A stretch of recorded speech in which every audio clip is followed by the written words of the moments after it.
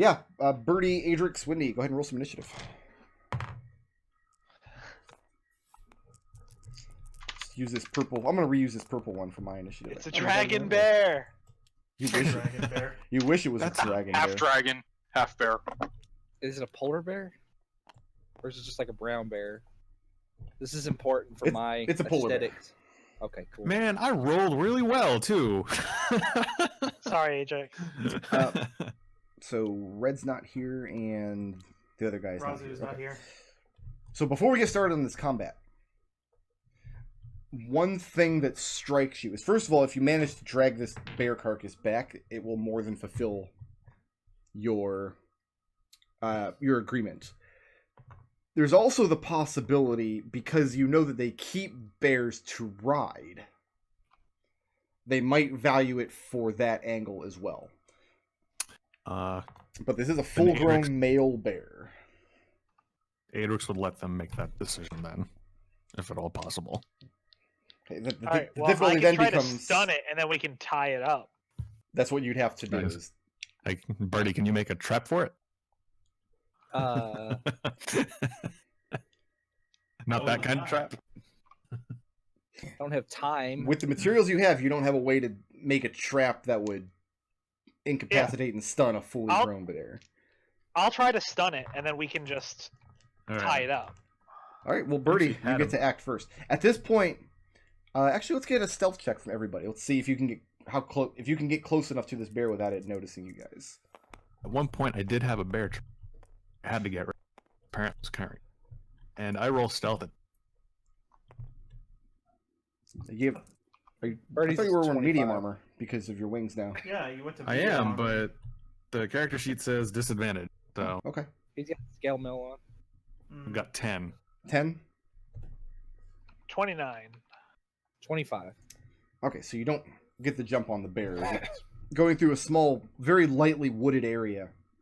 And the bear's out and about. It looks a little scrawny for a bear of its size. Obviously, it's somewhat starved, or else it would be... I don't know. I guess polar bears don't hibernate. I don't know anything about polar bears. Let's do this combat. Birdie, you go first. Oh, well, yeah. I'm going to shoot it with a bow. Okay. You cannot deal non-lethal understand. damage with a bow. I know, but I give advantage on... because of the ambush master, everybody's going to get advantage on their attacks. Okay. If I hit it. So that is a 28 to hit. That'll hit. For 10 damage. Magical piercing. 10 damage. And Birdie kills the bear with one shot. Really? It had to be done. Yeah. There's another way. I gave it half of its hit points because it wasn't completely healthy and it only had 19 hit points to start with. So you get your arrow and you tell them, hey guys, I'm going to hit this bear with this arrow. And then you guys will have an easier chance to get up and stunning it. Then you let loose the arrow and it goes right in the side of this thing's head and it stutters, falls to the ground with a groan. Kicks up a cloud. It was of the bear, snow around Birdie looks down at his arms again. He goes, I'm awesome this week. I'm so awesome. I can't fail. I mean, they wouldn't have wanted to ride that low-quality shit bear anyway. Adrex just sighs and says Birdie underneath his breath goes to start hauling this bear in. And let's get one more Constitution save from each of you. This time it's DC 15. I think it goes up by 5 every day. Because you're going to have to work through the night dragging this bear back to get it back before sunrise. Yeah, Adrex. Birdie fails. Birdie incurs a level of exhaustion.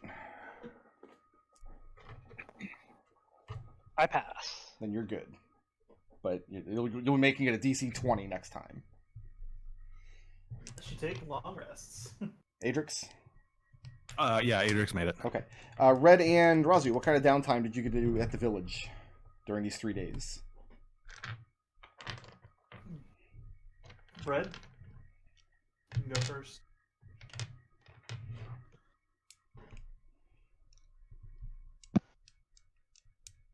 Destil.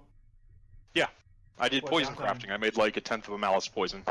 Okay, what did Raazu do during that 3 days? Raazu will. What are they doing with White in the interim? Leaving him there, urinating on him. That, God, these people fucking suck. They're not bringing him food or water. He's subsiding on the snow that he can get into his mouth. Can I smuggle him food when everyone else is asleep? Nobody stops you if you want to give him some of your food. Yeah, and I'll try. I mean, I'm pretty sure I should be able to do that without anybody noticing if they're not actually keeping a watch. I mean, they're keeping a watch in the sense that it's a very small camp and you really can't do much to escape anybody's notice. But no, nobody stops you when you go over to him at any point during the day. And he greedily accepts whatever food you give him. And again, he beseeches you to cut his bonds, and he can make a break for it. He can escape. Because by this point, I mean, the men have worked and cleared away the snowy obstructions caused by the Remoraz. Don't worry, Adrex has a plan. Raazu will say to him, Adrex is busting his ass for you out there. He's bought you 3 days of life, and if he comes back with enough food, then he'll have bought you outright. So I suggest you hope he makes good on that. I guess the real question is, are Red and Raazu joining in on urinating on the poor guy? Absolutely not. No. I don't know, Red. Do you really want to get 2 places dirty? Survival requires. So yeah, a few hours before sundown, your companions are spotted coming back in. They have a bear carcass and several other small animal carcasses loaded up on the sledge.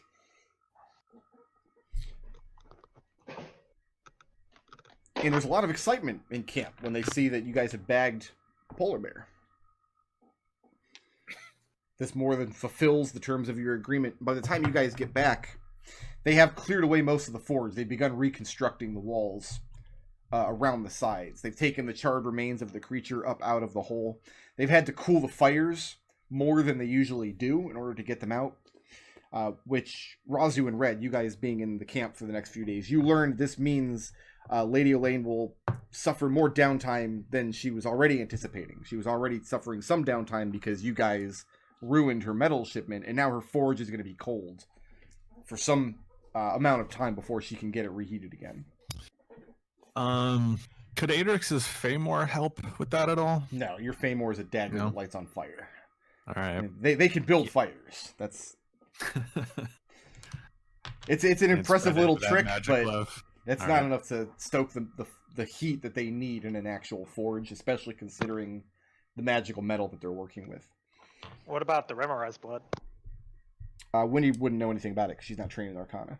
Both people who are trained in Arcana fucked off to go get a bear. Well, we're back now. By the time you're back, though, the Remoraz carcasses are all completely cooled and frozen. Okay. But the bear more than fulfills. Lady Elaine is very... I mean, she's impressed. And let's get an insight check. Well, Red, your passive insight is like 47, right? Yeah. You notice Lady Elaine is like perplexed. Like, why on earth would you people go to such lengths for a stranger that has proven himself to be literally useless? He barely functions as a toilet, and you guys want to take him on adventures. 20. It's 21 if that matters. Is the actual number. So yeah, she doesn't voice this to you in as many words, but she doesn't understand why. She immediately sets Orange to work butchering this bear and says everybody will have a double ration tonight of fresh bear. Raazu pulls Adrex aside when he returns and says, I hope you have an endgame for this. Otherwise, this is Rolf all over again. Raazu. What? I need to sleep. Windy and... I mean, Birdie was sleeping on the sledge on the way back. But all three of you are in desperate need of a long rest at this point. Everybody has a full belly. They share the bear meat with all of you. Do any of you give any of this fresh meat to White? No. I'll leave it up to Adrex. To be clear, if you're giving any to White, you're giving it out of your portion, because they're not portioning him any. Yeah, but if Adrex is getting a double portion, then Adrex would give some to White, and Adrex says, "You're lucky that I have a fondness for cowards and people who don't have their heads on straight and otherwise can't fight. Because otherwise, you would be in their stomachs." I feel attacked. So I guess the next question is, what are you guys doing with White? He's yours now. He's still lashed to this pole. Where's the nearest settlement that he wouldn't just immediately? Because Wendy was working under the understanding that if we had set him free, he would have run off and just got himself killed. Yes, that's also going to happen. That's exactly what would happen if he ran off. I mean, there's nowhere for him to run to. Is there realistically, if we put in a good word for him, would he be able to like be one of the guards at an outpost for the Great Glimmer? What about those survivalists in the mine? No, he's too useless for that. I think guard work. Yeah. Because who's going to be stupid? Yeah, enough to Fingernails attack a actually dragon? needs people that can carry their own weight. Yeah. We could send him to the farm that one guy went to. For now, he can just be the driver. The farm. The Great Glimmer might take him out of pity, if nothing else, but he would provide no value to him. And that's out of pity. That's a very long way away. You guys are making a very long overland journey there and back to make this delivery. For now, he's being the driver. Yeah, until then, he can drive this sled. I mean, that's perfect. Okay. Birdie, show him how to handle the elk. Adrex does tell him, "You can't run away now, and you can't betray us." You understand? And he shakes his head and he says he certainly will not, as long as you take him far away from this place. Yeah, don't worry. That's gonna happen. The second, Adrex moves away, Wendy goes over and just wants to say, "So I heard you agree to that with Adrex. That's very good of you. However, I want to make something clear here." And Wendy just instantly draws an arrow and has it at his throat and just says, when he says you can't run away, he means physically you will be unable to run from us. So you do the... Make an intimidation check at advantage.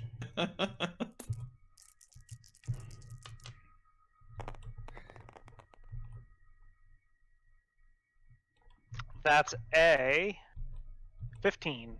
A 15.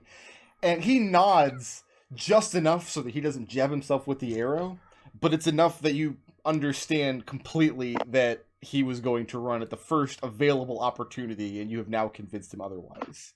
Yeah. And Adrex doesn't even get to a hut before he just collapses and goes to sleep. Just curls up on the ground. Adrex runs a slave now. We're alone sharing him. Adrex is going to do the thing that Adrex normally does with all the people that we rescue from imminent death for betrayal, which is train him.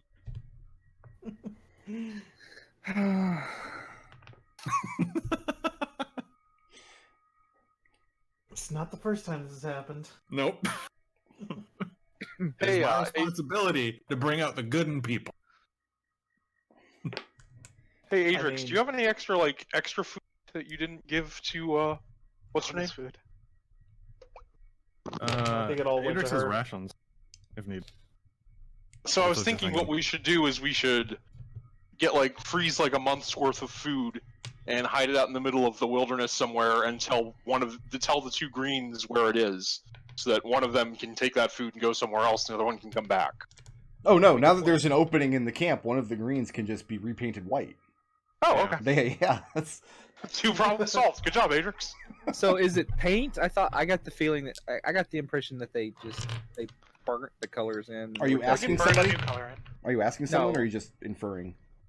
I mean, I guess you can burn over the old color. It looks, just looking at these men, it looks like ink, like a tattoo. In the scar of the burn on their face. So the plan then is to make White the driver, and you're going to let out of here with Rust, who's going to be your guide. and he's going to take you to the borders of where Siakchar's hall, his long hall, is. Is that correct? Mm-hmm. Okay. Mhm. Yeah. How much longer are you going to wait Siakchar? here in the village before leaving? At least a long rest worth. Okay. Yeah. And what was your question, Raazu? I have two questions. Is Siakchar, is he part of the does the dragon consider him one of his minions or no? Very unlikely because of the previous animosity mentioned between dragons and giants. That said, it's also equally unlikely that the two are at open war with each other, just because of how powerful the Ice King is. For any, like, one giant to stand against him. If it was a whole army of giants, like a king of frost giants who could field an army, that would be different.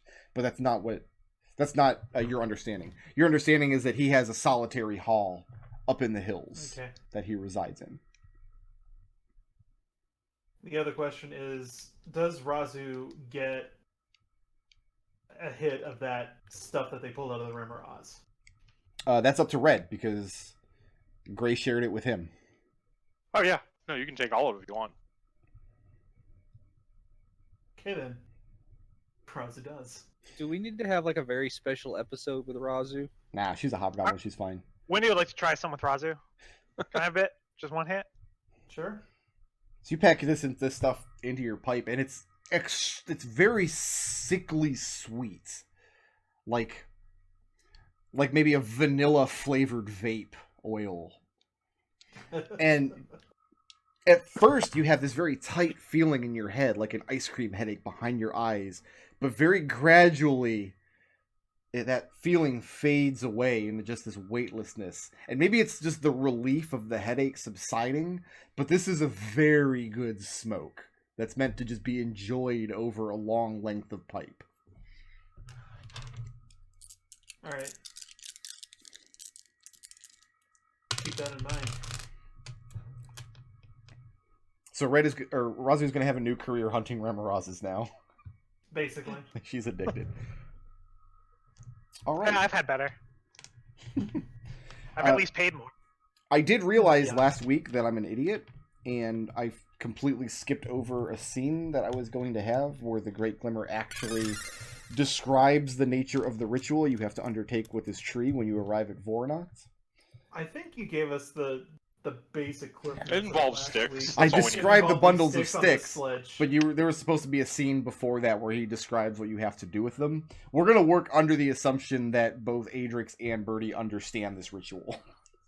Oh, so this is another 4-hour River Leaper scene going on? Yeah, here? sure. It's just whatever. River Lumpard. I was pretty excited to get to the Remoraz combat last week, I think. Okay. I know you were. You looked really. You seemed really happy there. It was a good combat. I liked it. Yeah, we walked into a place and we left it in worse condition than we came in. So I mean, we cut out the cruft, and hopefully they won't have this white guy all like they're not. White isn't pissing off this lady. Like that, she has the manning that she wants. I think and nobody had to die, so I think we did leave this better than we found it. Oh gosh, nobody did die. Yeah, that's kind of because I had a whole thing written up about her mood, if like how many of her men died during the course of the combat, if any, and what would happen as a result of that. But no, you guys herded these Remorazes in a very intelligent way and kept them away from the highest concentration of the weaker members of this tribe. Blue, orange, white. I think those are the three. Oh, and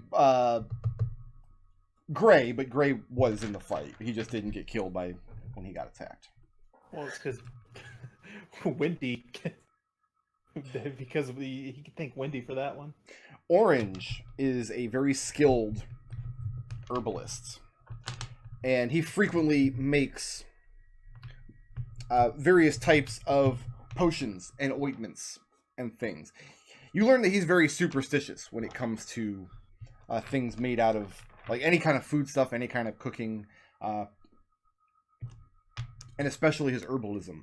But he's been asked by Lady Elaine to give you all of the potions that he has brewed, and he's not happy about this. What's he giving us? A large cache of healing potions. This is her gift to you. This is what she meant by assistance when you go to take on Voronacht Keep. Even though she thinks this is a suicide mission, this is what she can do to make this quest a little less of such. She gifts you with 6 healing potions, 3 greater healing potions, and 1 superior healing potion. This represents months of work on Orange's part. And at his lady's whim, in an instant, it's all gone. He doesn't like this at all, and he doesn't say a word to any of you for the rest of your stay here. You said 6, 3, and 1? 6 healings, 3 greater healings, and 1 superior healing potion. Okay. I don't think we should take all of them and leave him with some, just so that we leave on some goodwill there. If you do, Lady Elaine's going to suspect that Orange didn't follow his orders properly.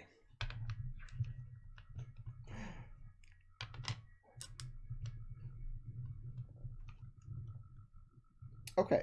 Should give him something fair in recompense if that's the case, but can't Listen, think of anything that...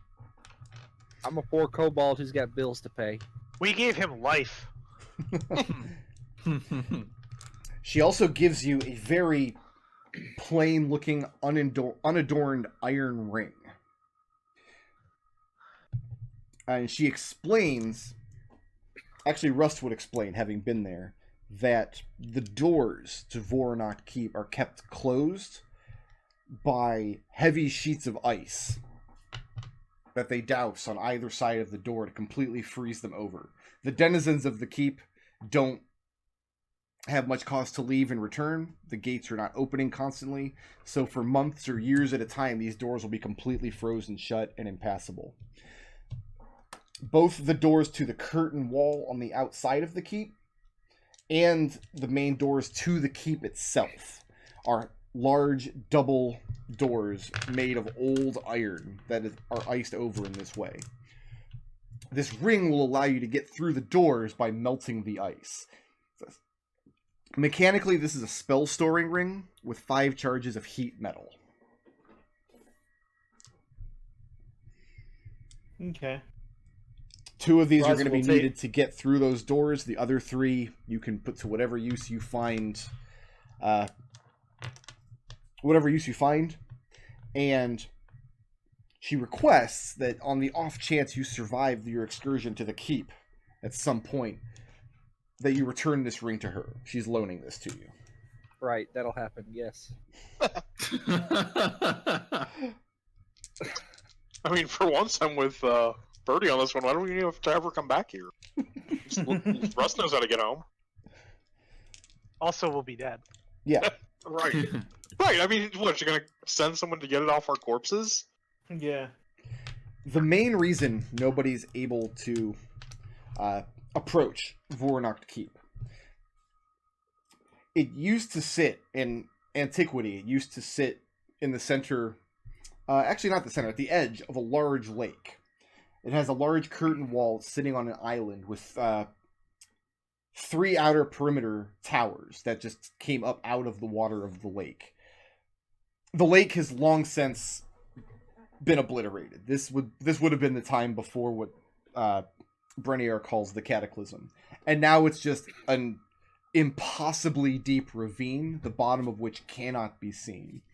If you look down off the cliff, you see the roiling frozen mists below. And they've destroyed the bridge. There is about a 20 to 30 foot gap between the road leading up to the keep and the edge of the island containing the curtain wall. So you guys are going to have some means of crossing that gap. I have an idea, but we can talk about that in a minute. Rust asks if your idea involves flying over the gap. I mean, we could He observes that 2 of your members have wings. He wants to know if this is where you're going with this line of thought. I mean, that was Adrex's. So. Here's why flying at the keep is suicide. All of the towers of the keep have some kind of apparatus that throws bolts of lightning. I don't approve of that. Anything that's struck by this lightning falls into the ravine and is never seen again. And this is how they basically protect the keep from any invaders. Anybody who gets close gets knocked down by lightning. So sorry, does that happen regardless of flight, or is it only to flying things? He suspects, because he's been on the island and inside the curtain wall before. He suspects that the difficulty... He's never been on any of the towers. He doesn't know what this apparatus is or what it's actually capable of. But he thinks that ground level is too far away for anything but the 4 front towers to reach. At the very edge of the ravine, if you're right at the island, you might be in the range of the 2 foremost towers, but the rest are way too far away. He spent many days camping in the wilderness looking for weaknesses on ways to bridge the gap and get into the keep, and in that time, he would see sparks of lightning firing from the keep at birds and who knows what else. So he thinks flying across the gap or trying to fly up over the curtain wall would be extraordinarily dangerous.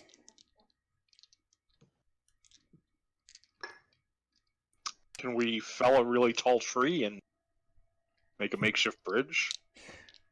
He nods. He says the gap is only 20 to 30 feet, even at its widest. He says that he bridged the gap by waiting for cover of darkness on a very stormy night, when he figured that whoever is manning these lightning bolts would have the lowest amount of visibility. Red, make an active insight check. He says that he climbed down the cliff in the ravine. He climbed down a good 30 or 40 feet. Threw a rope, a grapnel, across to the other side, lashed onto a sturdy rock, and crossed that way, and then climbed up the other side. Instead of making a bridge, he just crossed it that way. What was that insight check? It's only a 16. He's lying about this. You're pretty sure he got across the ravine, but that doesn't sound like how he did it. Something about that. Climbing down a stone cliff face during a storm doesn't ring true to you. Yeah. I mean, if it's only 20 feet, you can just send Adrex good running jump with a couple of pittons in his hands. A rope tied to him. What's Adrex's strength? 20. Yeah, you can jump. You can make a 20-foot leap. You'd be in range of lightning bolts while you're doing it. And my acrobatics sucks. Acrobatics wouldn't come into play here. The rules are you can do a long jump equal to your strength score, basically. Okay. And if we only give him 30 feet of rope, it's not like he can fall that far. Let's hoist him up the other side. What else does he tell you? I do have a climber too. I have just... I have a list of things here that just labeled what Rust knows about Voronok Keep. We could just make a bridge with this fabricate scroll. So wait, if the issue is though that they're just going to shoot you with lightning, what does a bridge help? Because then they'll just shoot the bridge. Yeah, I think it's easier to climb on ropes than trying to put a bridge into place. Less time to get shot by lightning. Well, the same with the ropes. Like we put ropes across the chasm, and then when someone climbs across on the ropes, they'll just shoot the person climbing on the ropes. Like Right, but we're not spending all the time to move a bridge into place while we're getting shot. We're just Adrex jumps, hammers in a pit, and there we go. So you're saying it's a much quicker task. You can be across in a matter of minutes instead of the course of an hour or so. Yeah. Okay.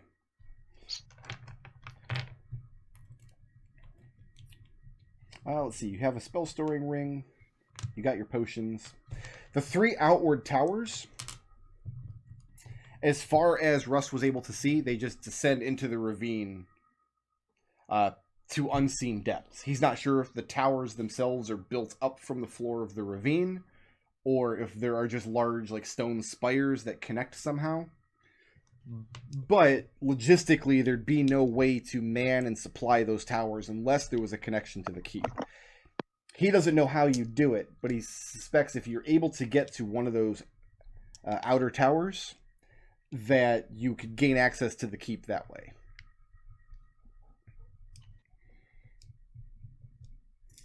Like I said, he has no idea how you'd go about doing it, but the advantage would be that eyes would not be on you like they would be if you were right there on the road at the ravine. Yeah, that sounds like a better... Because the tower is where they have the lightning machine, too, right? There are about a dozen towers. Some of them are in the curtain wall surrounding the keep. One of them is in the keep itself, and then there's 3 outer towers set apart from the curtain wall outside. 2 on the north face, 1 on the southeast face.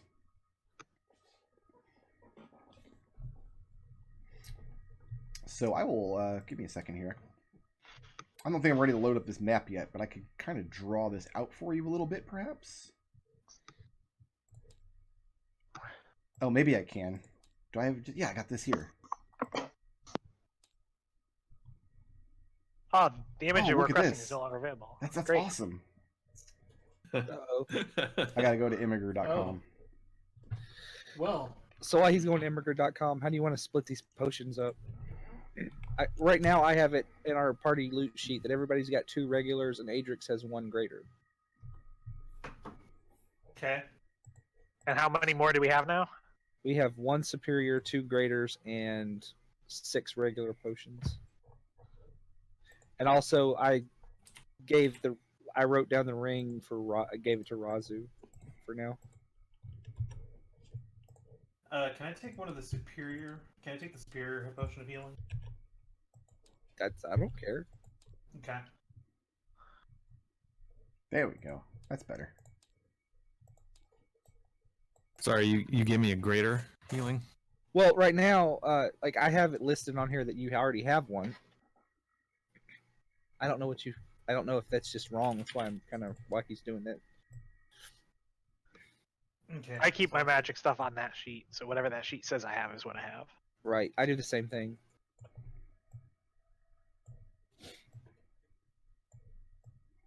So this is about what he's describing. So this island here has a curtain wall around the edge of it that has some number of towers. He's not certain how many. So there are 4 towers, 2 on the curtain wall and 2 of the outer towers would be watching your approach. Where he said he crossed was right in the middle. He came up, climbed down some distance, threw a grapnel across, and climbed up the other side. He did this under cover of darkness and during a storm and was not spotted while he did this. The 3 outer towers that he knows about are here, here, and here. They don't seem physically connected to the keep in any way that he was able to see, but they must be, otherwise they wouldn't be able to be manned or supplied. So to make sure that I'm understanding this correctly, he's saying that there are 2 problems. The first problem is this chasm, and the second problem is accessing the curtain wall. He doesn't know how we solve the chasm other than the grapnel, but for the curtain wall, he's saying he thinks if we go into one of these outer towers, that will solve the curtain wall issue. Yes, because the curtain wall is on the island itself. There are more towers. But either way, to it. we need to deal with the chasm. You probably fall into the chasm, and then you get the grapple beam, and it teaches you how to climb back up. Well, the problem is that you save down there. No, the problem is if you just shine spark across the moat and don't pick up the grapple beam. Okay, So- Adrex, start running. I basically split the potions up. They're on the list if you want to see what you got. Now, let me be very clear about this. Adrex, if you attempt to do a running long jump over Yes, this sir. ravine and you fall in, there is no more Adrex. There's no surviving this fall. But we're going to give him 30 feet of rope. Okay? Even if I might... So So are we doing this at night then, I'm assuming? Because he's saying he did it under cover of darkness. So that sounds like a solid strategy to me. He says there's another problem, too. Of course. Outside the curtain wall, they have... And he pauses for a minute. And then he says, a little unsurely, he says they have guard dogs. Okay. He describes a kind of armored insectoid beast with long spiked tongues that patrol around the outside of the island. He had never counted more than 2 of these at a time, but the amount of time they take to go around the island is variable. Sometimes a couple of hours, sometimes an entire day, sometimes they would come from another direction. He's not really sure how this patrol works. He left a bundle of blooded meat, a hare that he had butchered, on this side of the ravine, and one of these creatures was able to lash across and grab it with this tongue. This tongue has unbelievable range. It reaches all the way across the ravine. So if the thought was to stand on this side of the ravine and kill these guard dogs, they would probably be more than happy to just drag you into the ravine and kill you. So, I have something we can try before we let Adrex jump across the death ravine. But that's up to y'all. I don't care. I'm not the one jumping. I'm fine with either way. What's your plan? Well, I have this scroll of fabricate.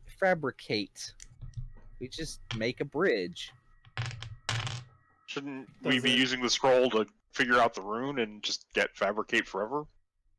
Like, I already have the rune. Oh, okay. Well then, yeah, that sounds good.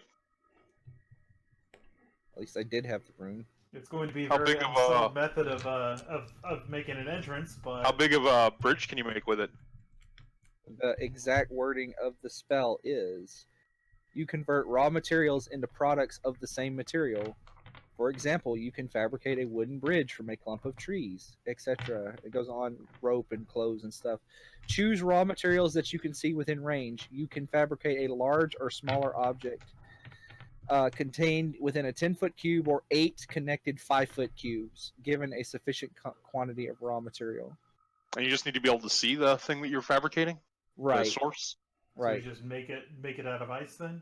Yeah, I was thinking we make it out of packed snow and ice, and then just. I mean, worst case scenario, it falls, and we just have Adrex jump anyway. So the Is problem there I'm any seeing.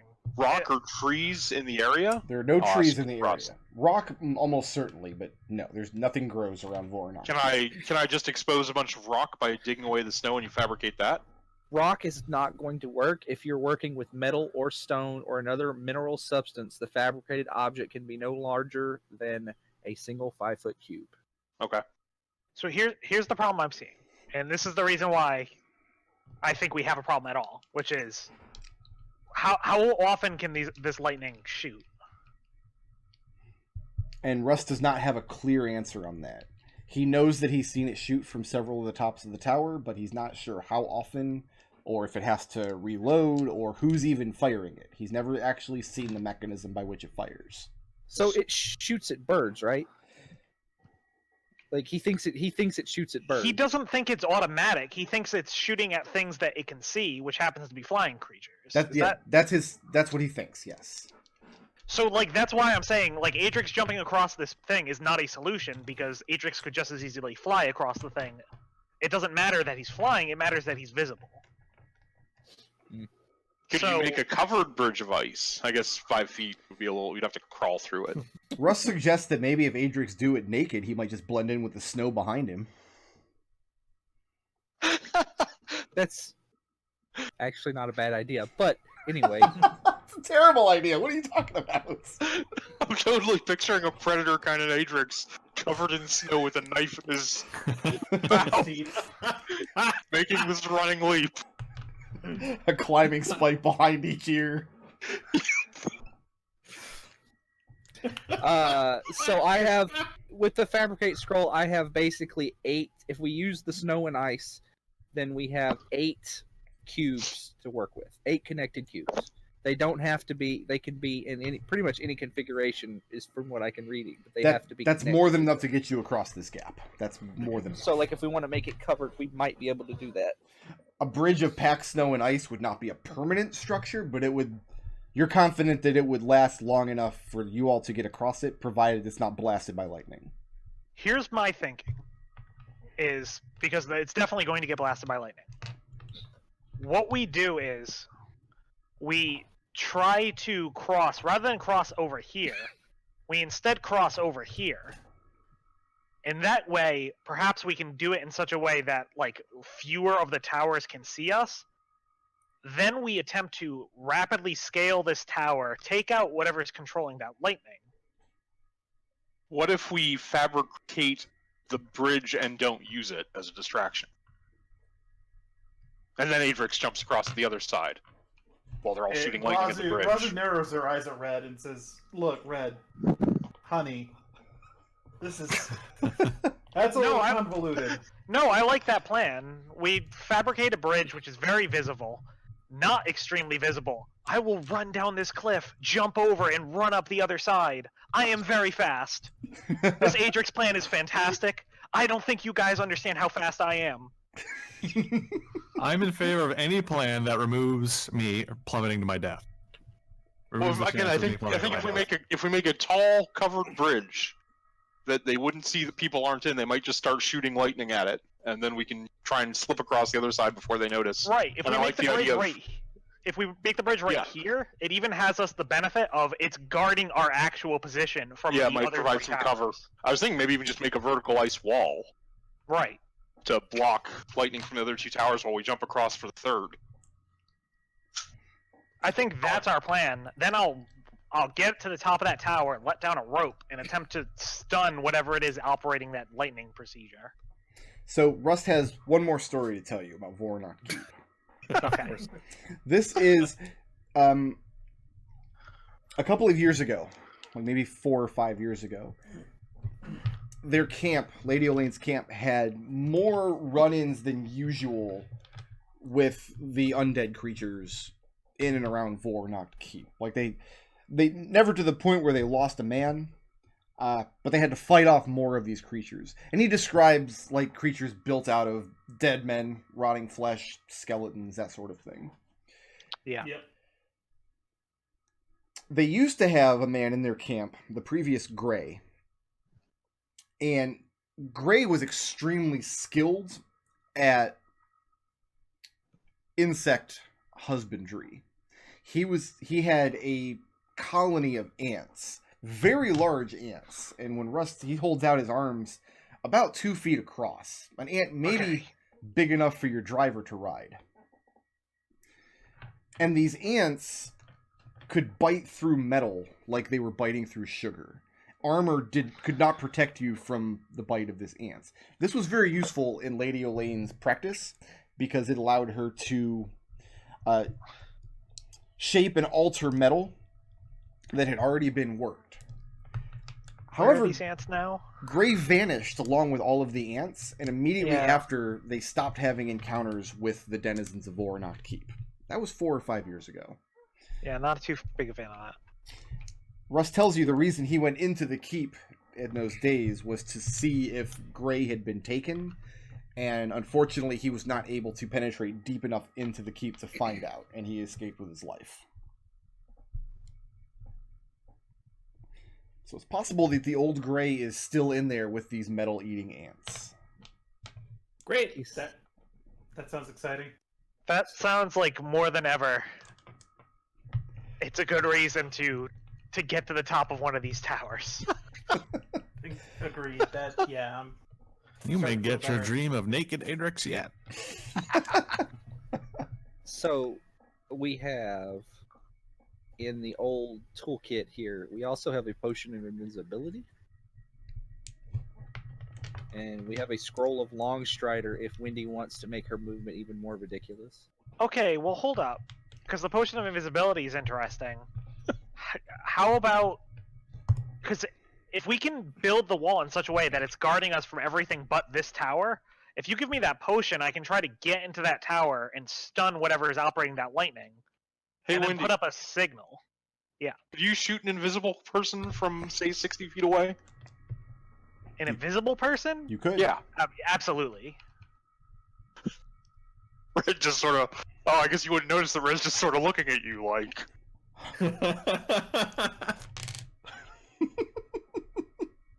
Red is implying that even invisible, they might have a way to see you. Oh, absolutely, but I mean, it's better than nothing. If they could see invisible things, presumably they would have been able to see our stealthy boy here. Wendy did not pass that jumping check. Wendy doesn't know he was lying. Right, but you wouldn't be able to see someone invisible if they were in the middle of a storm. I mean, that messes with your sense of the wind, right? Yeah, I mean, if it was windy enough. Sleet coming down? Sure.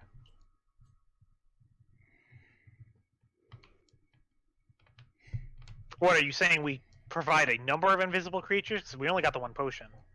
Yeah. I don't think that the invisibility buys much. I don't think you're gonna... It shouldn't take you long enough to cross that gap that it should matter. I'm confident in you being able to outrun the lightning. Right. The invisibility was just if you wanted me to attempt to stun the tower guy beforehand. But I'm still 100% in approval of the plan of just... Let's try to get across after building that ice wall. Ice wall plan, 100% behind. Okay. No, I think it's a good plan. I'm glad we kind of worked that one out together. What are you doing with White during all of this? Stays with the sled. Stays with the sledge? So yeah, leave him alone. He's gonna bolt. Yeah.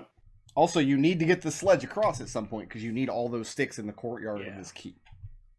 We'll worry about that after we take care of the light.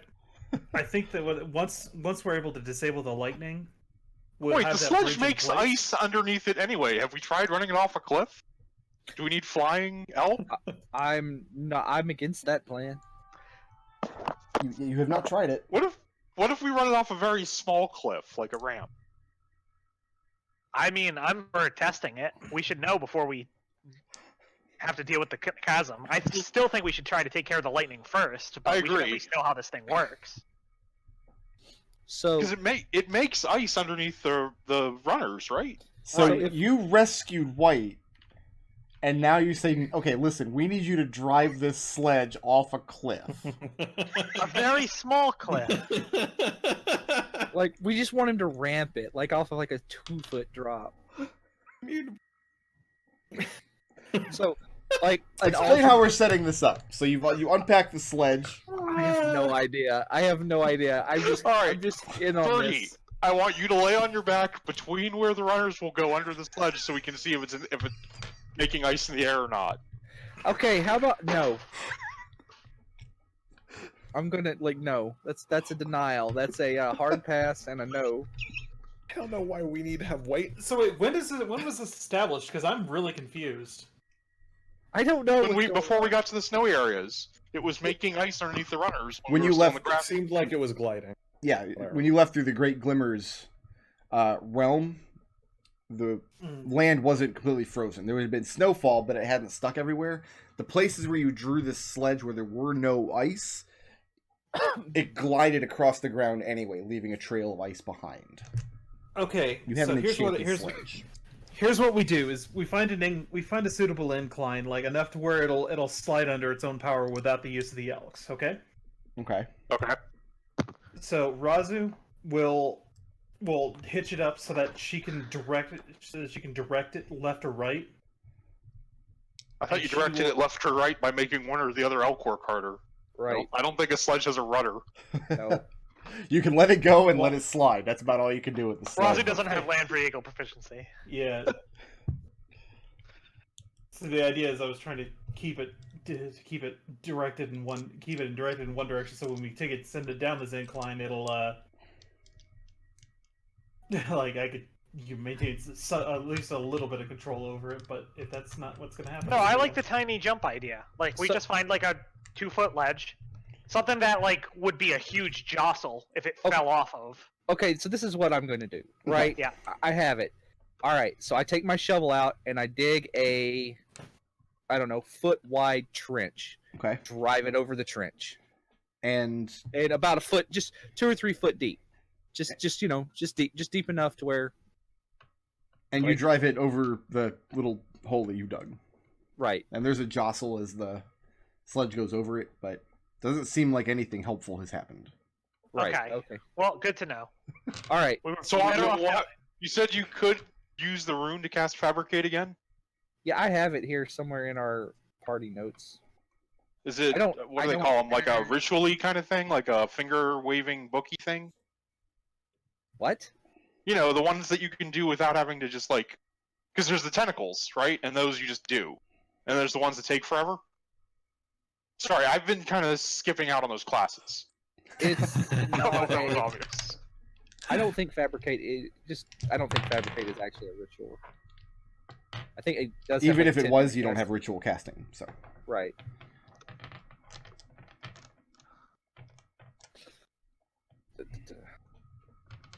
Plus, it's also a level 4 spell, and I don't want to learn it. So, there's that.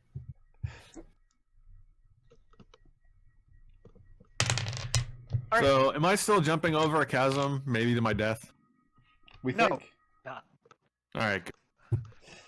So you have a lot of time to think about this because at first, Russ is kind of coaching you on all of this while you're heading towards Siakchar's long haul, and you arrive there after 2 or 3 days of hard travel. You have good weather the whole time, and he does seem to switch back and change directions a lot. He purposely takes you over more rugged terrain than you would have liked. He seems to be avoiding any wooded areas. He makes a lot of effort to try to keep the sun on your left over the whole course of a day, even if it means veering off course that doesn't make a lot of sense for navigation. And it becomes apparent as you approach the mountain or the foothills where Siakchar has his long haul.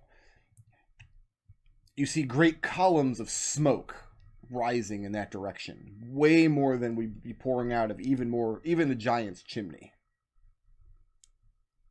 I wonder if we're still gonna have to deal with that lightning. Damn. How about we just... Is there any cover in the lead-up? Very little, but you're still very far away. So it's kind of difficult to tell. You might be able to find rocky outcroppings here and there. There might be little copses of trees you can duck into. Difficult to say, because this smoke is visible from a good mile off.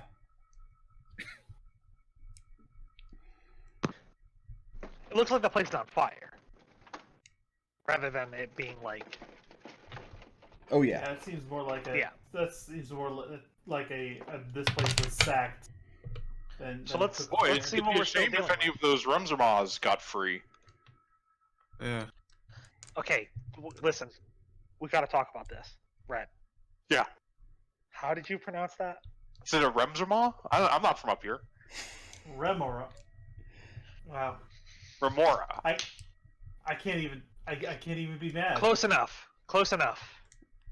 Okay, so we've settled on Remora. White. You know, it's someone that no one ever uses in Final Fantasy V. It's very clear that White does not want to drive this sledge anywhere near this fire.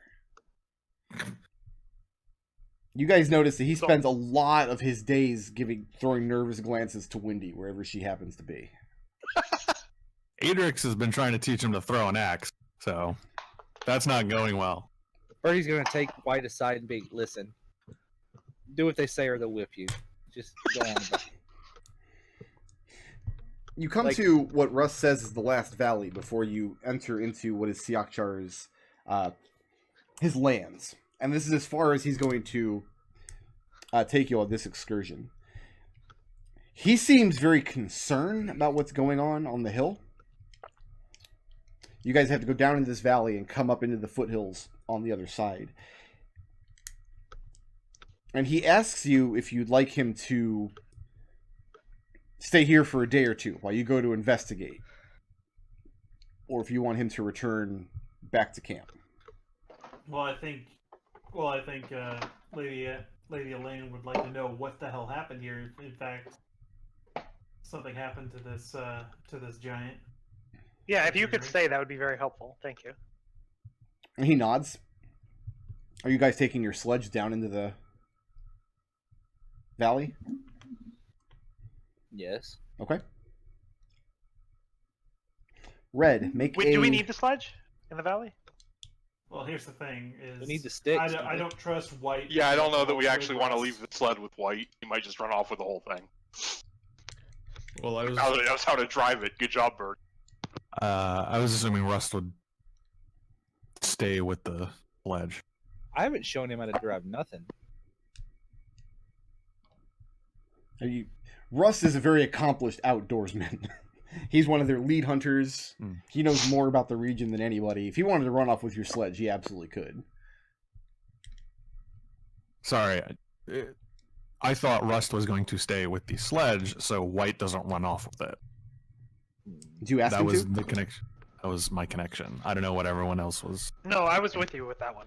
Okay. I think that's a good plan. I mean, that's a good plan if you want Rust to stab White when our backs are turned.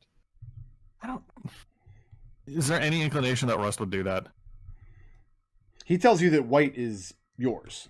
That if White attempts to, well, he asks you what you want him to do in that situation, and he seems to have sincere curiosity about this because you showed a wide aversion to ruthlessness back in the camp. If he sees your man escaping, what do you want him to do? Adrex, he's yours. What do you do with him? He can put an arrow in him. No. Sure enough. You know what? I mean, just the name. If he thinks he can survive out there, let him run. Russ says, Yeah, I'm sure the Ice King will be thrilled with that. and Russ's answer He is very loudly says to White with an earshot.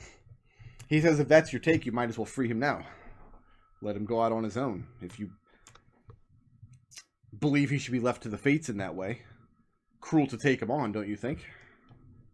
And he looks back up at the hill where the giant's long hall sits smoldering. Probably Yeah, no, looking at Adrex. If he tries to take the sledge, just shoot him. Russ nods. Yeah. Hey, wait, don't try to take the sledge. If you run off, you're going to die. So We're your best hope of survival. if he runs off, let him go. If he tries to drive the sledge off, shoot him. Yeah. Okay. What time of day are you all going down into the valley to investigate? Because it's going to be about... It's going to be hard travel, because you're going to have to do some climbing coming up the other side. The long haul sits up on this large hill at the base of the foothills to what is a larger mountain construction behind it. That's where the smoke is coming from. Weather's pretty good right now, and you haven't seen any violent wildlife in the area that you know of. Does the smoke look like it's something that's smoldering or something actively on fire? Getting this close to it, it looks like it's actively on fire. You can't actually see the flames from your position, but the amount of smoke is extraordinary. I think it's blowing the we smoke can go away from you. If the wind was coming in your direction, you'd probably be able to smell the cinders and the ash. I think we should go at night because the fires provide Adrex some light. Fair. So you're going to wait for nightfall and go down into the valley? Unless Yeah. someone else has a better idea. No, that sounds good to me. Great. So 2 questions. Who's taking point? Like, who's point man? And I guess 3 questions. First, who's point man? Second, do you have a light source? And third, if so, who's carrying it? I think Red sneak ahead about 100 feet, Okay. and I think they can keep a light source until they're within, I don't know, maybe half the distance. Well, basically until they're close enough that the light from the fire, like, that'll... I don't know. I'll leave that up to you, Adrex. Do you want someone to guide you at night, and then when we get to the fire, you'll be able to see, or do you want someone to potentially shoot you from the, however far away because you have a torch? I don't mind leading Adrex along. Okay. Okay. I would like to not be shot, So no light source then. but holding lights. Birdie's hand. Okay, so you're holding Birdie's hand. And Red, you're going to scout ahead about 100 feet. Yeah. What's your passive perception? You're going to be at -5 because of the darkness. Red's passive perception is -5, 17. 17? Yeah. very little foliage when you get down into the valley. I'm assuming you guys went down together and then you split off from them once you got to the ground.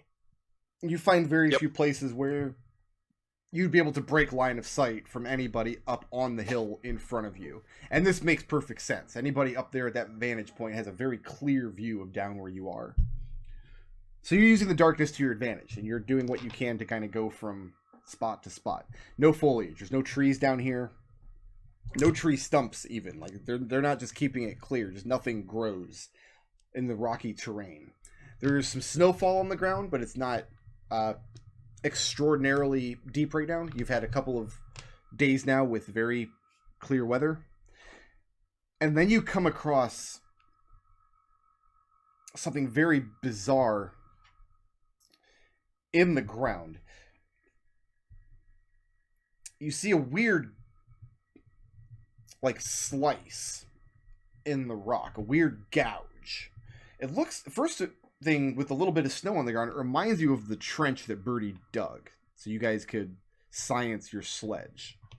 And it's cutting right across your path, kind of at a diagonal to where you're approaching. So it's heading across your path back in the direction of the valley you came down. And it's wide, and you can't see where it ends. Not very deep, maybe a couple of, maybe 2-3 inches, but this deep gouge directly through the rock that the snow is slowly starting to fill in. At this point, you're still a good ways away from the base of the hill where the long haul sits. Can I tell if it was are there footprints in the snow or anything to tell me how it was made? Make an investigation check.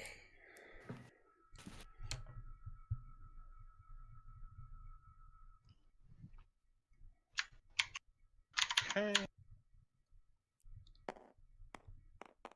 Excuse that. That would be 27. You don't find any footprints around, but you do, after searching for a moment, find what looks like could have been a large, maybe not a pool, but a large spatter of blood. And several very large wooden splinters. They look like they broke off a large plank, or maybe like a log. You couldn't use this wood for anything, but it seems relatively... If it was larger, you could build something with it, but there's just splinters, like something was broken. And this is in kind of a wide area that you're searching in the general area of this gouge. So you're going to cross the gouge and continue on? You said it was only like a foot wide, or did I misunderstand that from your description? It's only maybe a couple inches wide, a couple inches deep, okay. But as far as you can tell from your position, it stretches infinitely long in both directions. You can't see the end of it in either direction. Let's toss a normal dagger across it. Okay, you just throw a dagger onto the ground about a foot away from you. That happens. Alright, I'll put my hand out over it. And it's just empty air. There's nothing special about it. Step over and collect my dagger. Okay, you pick it up. And continue on. Okay. After a moment, you see just the shadow in the distance. Maybe another... moving forward, maybe another 20 or 30 minutes. So by this time, the rest of you coming up behind him have found this strange gouge in the ground. How are you guys dealing with this weird gouge? How fresh is the blood? You haven't looked for blood. You don't know there's blood yet. Oh, I thought Red was telling us about this. Red's 100 feet in front of you. He's not telling you guys anything. Red's alone right now. Okay. But a few minutes after he did this investigation, you would have reached the point where he was a few minutes ago. So you find the same thing. I mean, I'll examine the slice. Okay. I'm not going to be able to spot blood, but I might be able to smell it. It's clean, and it's straight. And it seems to be more or less uniform. There's not a lot in the way of soil or earth here. It's just the naked stone of these rocky foothills. And yeah, it's just like somebody took a great fingernail descended from the heavens and just scraped across the earth. Is it straight up and down? Like it's not like at an angle?